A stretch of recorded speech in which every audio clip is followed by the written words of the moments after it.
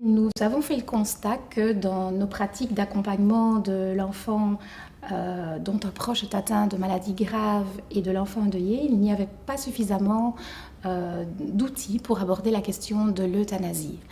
Il n'y en avait pas du tout. Il n'y en avait pas du tout. Voilà. Donc on s'est lancé nous-mêmes alors dans l'écriture d'un livre pour enfants à partir de 4 ans, mais bien qu'on n'aime pas trop le dire parce que finalement on pense qu'un livre peut se lire à tout âge et que l'enfant va simplement prendre ce qu'il peut capter en fonction de son développement et de son besoin à ce moment-là. Ce livre s'adresse aussi aux grands dans les relectures. On a eu beaucoup d'échos comme quoi les adultes avaient eux aussi appris beaucoup de choses en lisant cette histoire. En tout cas, le constat est que l'euthanasie reste un sujet dont il est difficile de parler, dans sa famille, difficile d'aborder le sujet d'une fin de vie avec ses propres enfants.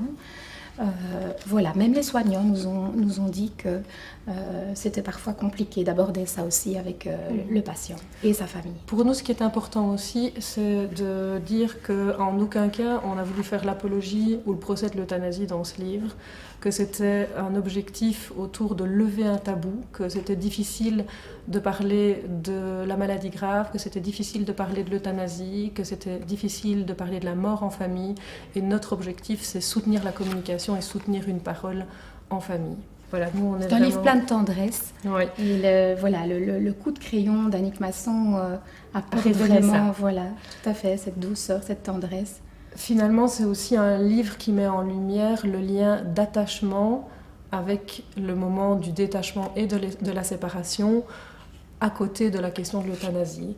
Alors, il y a aussi une version Lisette qui parle de la fin de vie. Donc, dans nos pratiques, on s'est aussi rendu compte que la fin de vie n'était pas beaucoup explorée dans la littérature jeunesse. Et en France, l'euthanasie est en débat, il n'existe pas, la loi n'est pas la même que chez nous.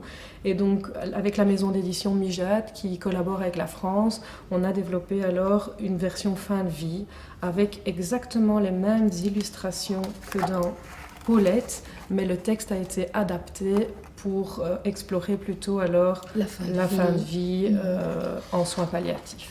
En tout cas, ce qu'il faut aussi rappeler, c'est le petit plus donc, de Paulette et de Lisette, qui est ce cahier explicatif, cahier un peu psychopédagogique, qui permet d'aller plus loin, et pour les petits, mais aussi pour les grands. Oui, il a été écrit vraiment avec l'idée qu'on peut le lire en famille. C'est pas un cahier qui est dédié uniquement pour l'adulte, c'est dédié à toute la famille. On essaie d'utiliser des mots simples. Tout à fait. Et accessibles. Des définitions simples, voilà. Et on peut retrouver la loi sur les soins palliatifs, la loi sur l'euthanasie, et mettre des mots aussi sur le moment de la mort, sur les rituels. Ce livre, il est disponible donc en librairie, vous pouvez le commander. Il est disponible via l'ASBL Cancer et Psychologie.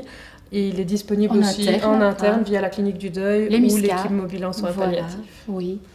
Vous pouvez aussi télécharger le petit livret explicatif sur le site de Mijat, qui est notre maison d'édition namuroise.